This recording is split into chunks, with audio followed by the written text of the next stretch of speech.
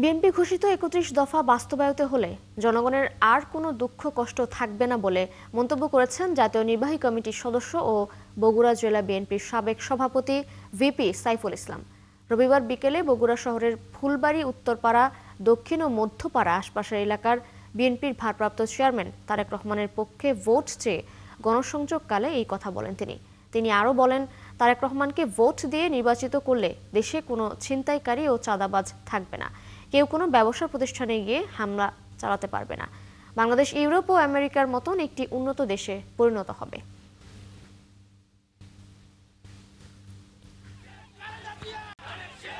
এই যে আমি আপনাদেরকে লিফলেট দিচ্ছি, একটাতে দেখেন, এক পাশে দেখেন ধানের শীষে ভোট দিন তারেক রহমানকে, আর এক পাশে ৩১ দফা, যে দফা উনি নির্বাচিত হওয়ার পর বাংলাদেশে বাস্তবায়ন করবে আমাদের সবাইকে নিয়ে।